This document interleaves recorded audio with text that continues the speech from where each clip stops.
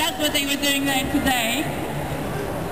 About the actual church where the occupation is happening, St. Paul's Cathedral, on the first day of the occupation, after the first night that people had been sleeping there, the priest came out on the steps, told the police to leave and said that he welcomed peaceful protest. There was then a fight within the church, and this particular priest, Giles Fraser, resigned in protest when the church said that they would go for eviction of the protesters.